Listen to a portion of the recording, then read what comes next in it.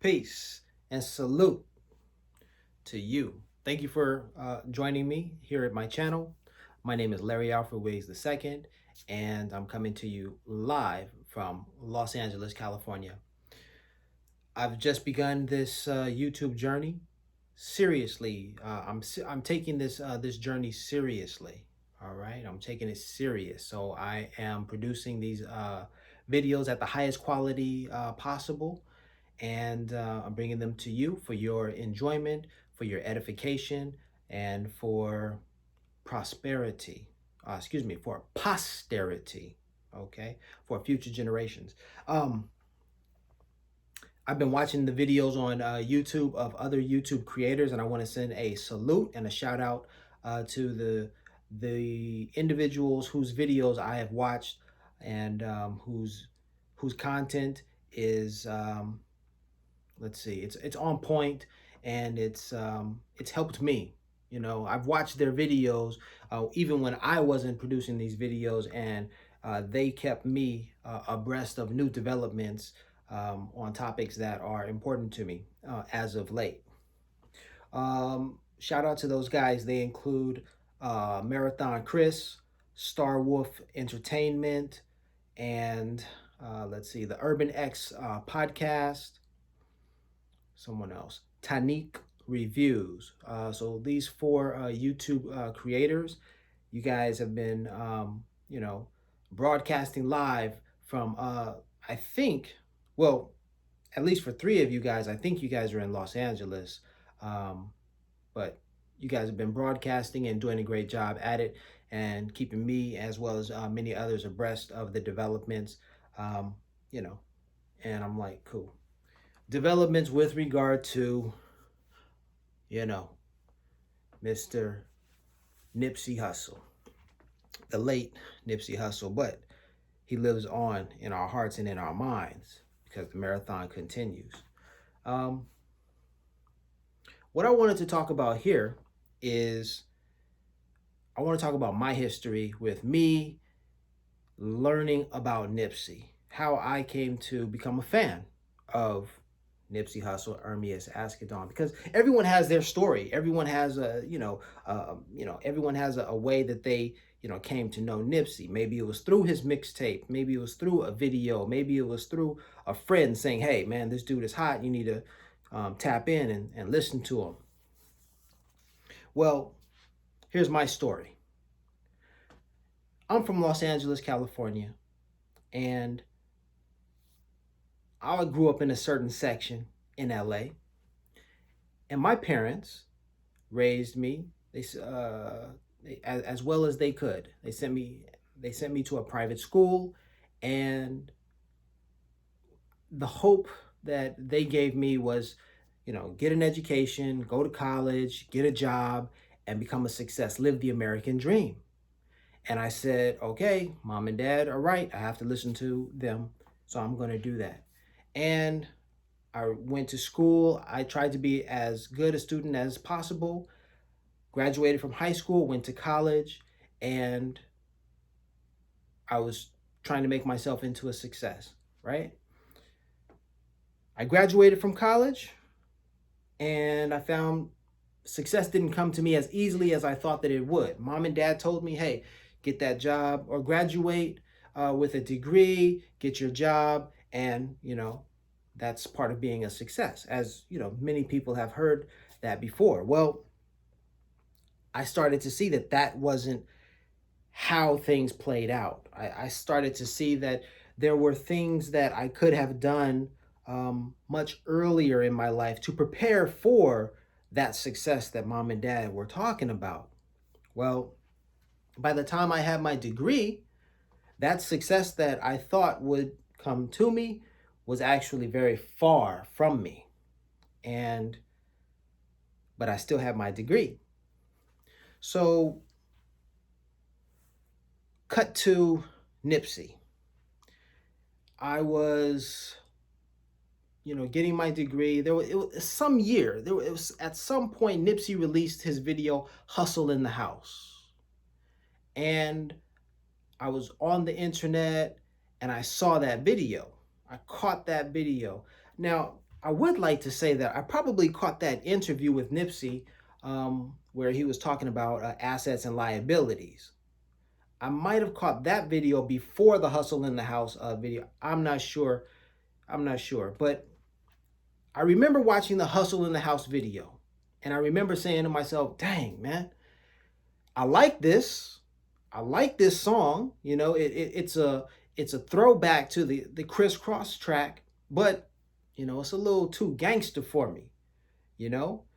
Everyone was wearing the blue and the gold Crenshaw sweatshirts, and I'm like, oh, okay, it's pretty dope. This is tight. Everyone's uniform. All right, this is dope. The music was hot. Nipsey was spitting it, doing it as a true West Coast king.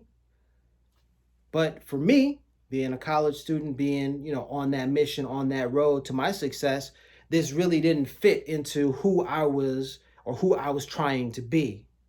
Matter of fact, let me tell you, I think it was around 2002 when I was in school studying to be who I wanted to be or who I thought I wanted to be or become. And I had an idea of the Cosby Show. But on television, the most popular show on you know HBO or Showtime in 2002 was The Wire. And I'm like looking at things like, no, they're showing me the reality, but that's not my reality. That's not what I want. That's not what I aspire to be or to see. But you know, The Wire just took over the imagination of, you know, our nation, and it was like, this is the reality. And so I was really upset, you know, being a young black man, you know, trying to be successful in America. I'm like, man, that's not the success that I want to see. Where are the Huxtables?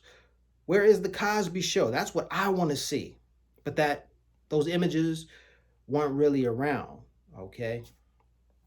Well, Nipsey's video was released, and I felt that same way where I was like, dang, you know, I like what he's doing, but that doesn't match what I'm trying to do. So Nipsey got my attention with Hustle in the House with that video, but I wasn't about to run out and buy a mixtape or anything because it was like, okay, he's a little too gangster for me, right? Because as I mentioned, that certain section where I grew up is not gang territory. So I didn't grow up affiliated with any gangs. And, you know, anybody, you know, pushing, you know, too hard into any one set, well, that's a little too much for me. As a matter of fact, like I like I enjoyed listening to gangster rap. I had a love-hate relationship with gangster rap. Like I love it because it's cool, it's hard, it's dope, but I hate it because it's real. It's scary. The reality is scary. I'm just like, oh my goodness, this is too much. But let me hear more, you know, that kind of thing. Um, well, so Nipsey released Hustle in the House. I was impressed, but I wasn't gonna run out and buy, you know, an album. Okay. I was really curious to see where is this gonna go because he was so entrenched in the hood. There was no question about who he was affiliated with and what, you know, his allegiance was to, and you know what he was pressing or what he was talking about. There was no question about it. So yeah, it was curious. I was curious. What's going to happen with this? I was curious because guys like DJ Quick and guys like, you know, MC8, like they made their careers, but they didn't make their careers based upon their gang affiliations. If you knew that DJ Quick was a blood, or excuse me, not a blood, but a Pyru, if you knew that, you kind of had to do a little bit of research and you had to listen closely, or you had to know a lot about DJ Quick before you actually knew that he was a blood. Well, I take that back because when he released Safe and Sound, if you didn't get the message that he was a blood then because of the cover of his album, well, you know, I don't know what to tell you. but DJ Quick wasn't promoting the gang violence. He made the song, what is it? Use a Gangster, and he was really downplaying the gang banging activity. So that's kind of the era that I grew up in, where there were guys, there were these men there were these black men who were affiliated with gang banging, but they weren't promoting it. They were talking about it, but it wasn't on the front line. MC8 was the same way. I think. I think. If you listen to his music, he's not saying, crip, crip, crip. He's not doing that. But so you'd have to look at the album covers, you'd have to listen to the music and then get to know, where he's coming from, and then you can learn, oh, okay, he's repping this side of the tracks, the crip side. So it wasn't out in front of us. It wasn't apparent. With guys like DJ Quick and MC8, it wasn't apparent. We didn't immediately say, oh, he's a blood, he's a Pyru. Oh, okay, he's a Crip. No, it was like, oh, he's a rapper, he's a gangster rapper. That's really what came forth. But when it came to Nipsey, it was obvious. Oh, not only is he a gangster rapper, but he's a Crip, and not only is he a Crip, but he's from this particular set. I mean, everything was open and honest, and everything was laid out for us. And so I had to just back away from that and say, hey, man, that's a little too much for me. It's too real for me.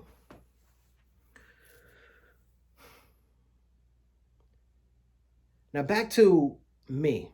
I was in university studying finance. And while I was studying finance, I caught wind of Nipsey's interview. At some point, I heard that interview, and Nipsey said in that interview that he wasn't interested in liabilities. He was interested in assets. And when I heard him say this, completely blew my mind, because I had never seen a rapper say anything about assets and liabilities. Actually, I was the student studying finance, learning about assets and liabilities, the differences, and learning, how to manage money and how the stock market works and the banking system. And so when I heard Nipsey, a gangster rapper, a gang member, talking about assets and liabilities, this man was he was employing financial principles in his message. And I thought, yo, okay, I'm really curious now, because this guy, I mean, he's a man after my own heart. Because when I chose to study finance, I was like, let's get to the money. Okay? Let's not play around. I wanted to educate myself so that I could figure out how the New York Stock Exchange works and how the banking system works, because eventually I wanted to be a banker, be a chief financial officer in some capacity. Nipsey had the same principles. Nipsey was after the money. Nipsey said, I know where to look, okay? And he said, I'm looking at the assets and I'm not looking at the liabilities. He said, it looks good, but it depreciates in value, and that's not cool. He said he's trying to feed his people. So the man was on a mission from the beginning, and this intrigued me. I was curious. So I was aware of his gang affiliation from Hustle in the House, but I was thoroughly impressed, and I was intrigued that he was so brilliant, demonstrably brilliant. He told you, about a financial principle in one of the earliest interviews. And so that was very impressive. So I was like, wow, that guy, yeah, I've got to watch out for that guy. I've got to keep my eye on him, because big things are going to come from him. And that was about it. That didn't mean that I was a big fan, that I was going to run out and get his music. No, that didn't happen. I was still very much, personally, I'm a huge DJ Quick fan. Shout out to DJ Quick. Been a fan since 91. All right. And so I just stuck with Quick, and That's where my money went. Buy a Quick album whenever it comes out. Gotta support Quick. Yo, Quick is the man. Quick is the man, and he still is, right?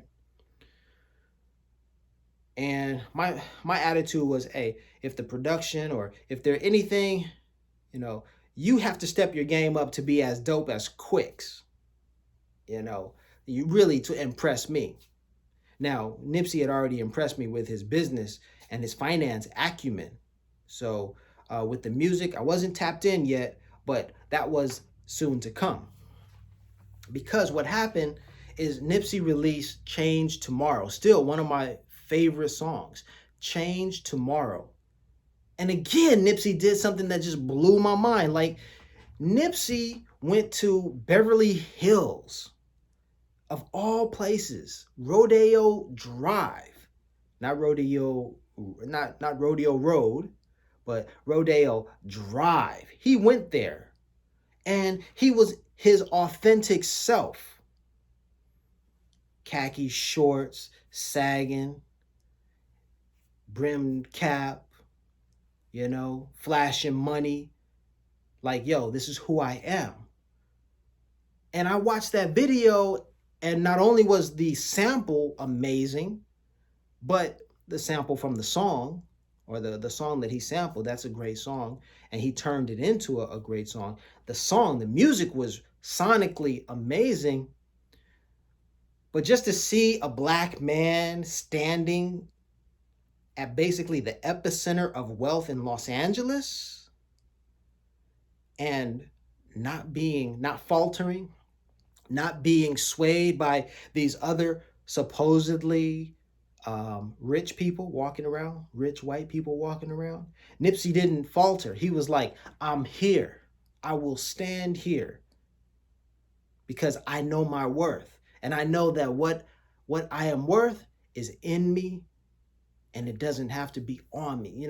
That idea that I heard Nipsey, speak first, that was deep. So he stood in his truth. He stood in his authentic self, in who he was. He stood there in Beverly Hills. Blew my mind. I'm like, yo, this dude is something else. So, but I still wasn't completely tapped in. I still wasn't a Nipsey or a ride or die hip hop fan with Nipsey, because again, it was that gang affiliation. I'm like, now where is he going with this? Like, man, I like dude. I like what he represents. I like what he says, but I don't know about that gang stuff. That's dangerous. Well, some years pass, and as I'm telling this story, I'm actually telling about many years that have passed.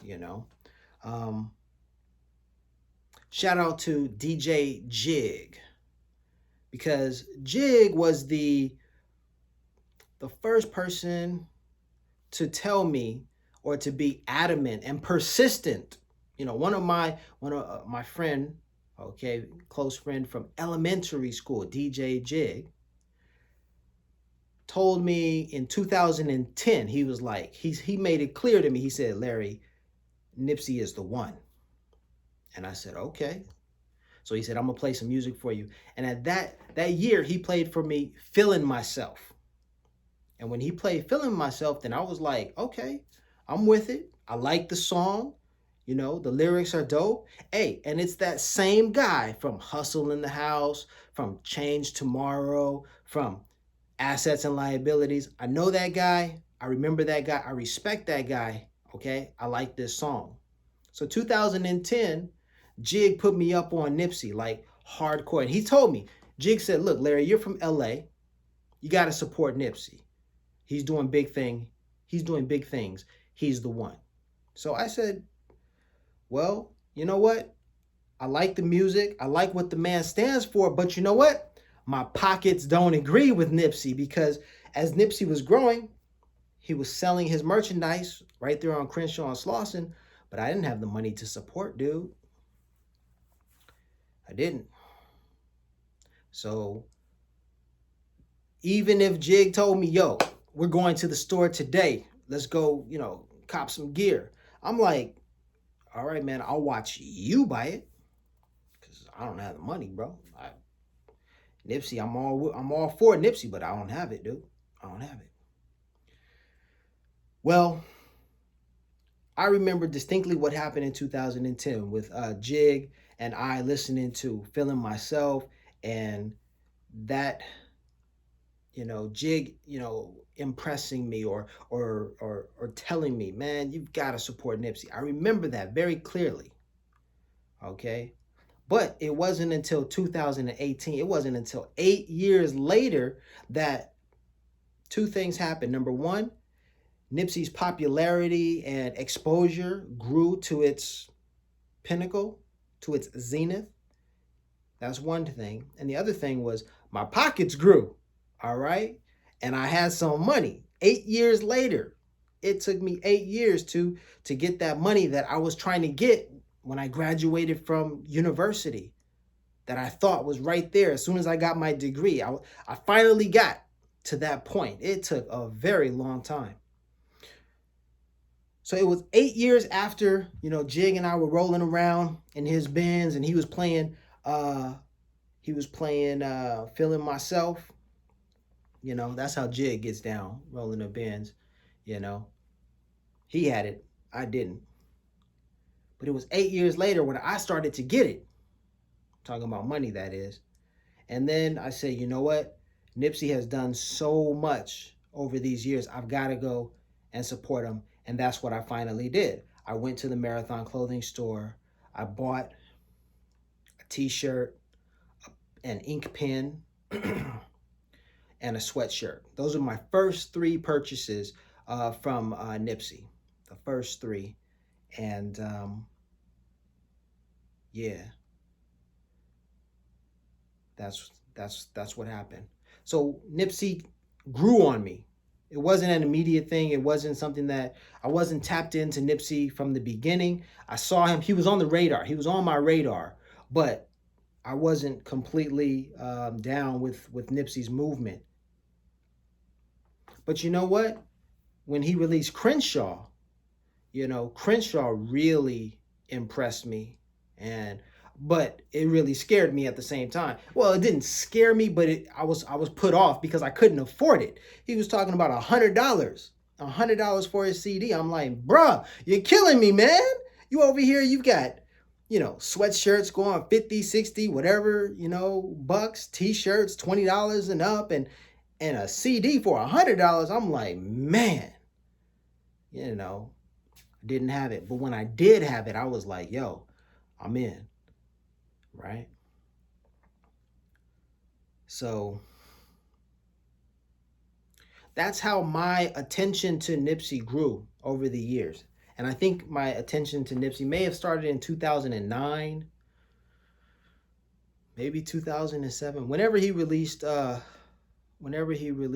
in the House. And I might have caught wind of that like later, like after he had produced it. But anyway, what I find interesting is that a lot of people that I know were already tapped into Nipsey way before I was. Again, like I said, I'm a huge Quick fan, so I'm always like, hey, if you're not doper than Quick, if your production, all right, isn't doper than Quick's, I'm not trying to listen to it. I'm not trying to spend my money on it. Oh, if your lyrics aren't as dope, or if your voice isn't as dope as Quick's, I'm not messing with it. That's the kind of hip hop head I am. It took me a long time to really open my mind to hip hop, especially from the East Coast, because I was such a West Coast head. But a lot of my friends, a lot of people that I knew were already tapped in. They were already listening to Nipsey, and they were telling me, "Oh man, when may God rest his soul." After Nipsey was murdered, I talked with my friends, and I mean, like, people were coming out of the woodwork telling me, oh man, I've been listening to Nipsey since Slauson Boy. Oh, I've been listening to Nipsey since, oh yeah. And I'm just like, really? Like, I remember songs that he had done, and I'm a huge fan of Victory Lap, but no, I don't know his catalog. So for me, after Nipsey's passing, I had to go back and do my research. So I went back to Slauson Boy, and Mailbox Money. What he said? He did Slauson Boy Volume 1, and then what? Slauson Boy Volume 2, I believe. Mailbox Money. Um, what else did he do? A few days ago, I noticed on Apple that they have the Slauson Boys, mixtape. Um, oh yes, Bullets Ain't Got No Name Volumes 1, 2, and 3. What else did Nipsey? Crenshaw, of course. Um, what else? The Marathon, okay. And what was that Red album? Was that the Marathon? That one Red album with the extra laps on it. And yeah. Well, anyway, this has been my um, walk down memory lane with regard to Nipsey and how I came to know of the man. I never met him, but I have I have family members, I have friends, um, lifelong friends who worked directly with Nipsey and who were, close friends to Nipsey. So, but I personally wasn't. But, you know, I respect the man and I respect his music and his legacy because I see that it means so much more than, just him being a gangster rapper. He was far more than that. I mean, I'm probably preaching to the choir at this point. If you're listening to this up until this point, you definitely know how great Nipsey was. Yeah, it's my t-shirt right here. Skills Recognize Skills t-shirt right here.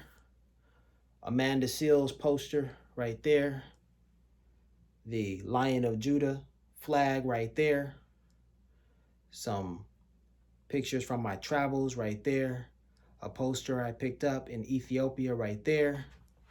Another picture when I was in Egypt on my travels, and then a picture right there, a poster actually, that represents the Aksumite Empire. All right, y'all, keep tapping in with me. I hope to provide you with. I want to give you some more stories. I want you to tap in, and if you like these stories, then please comment and leave like. Smash the like button, and yeah. All right, y'all. Peace.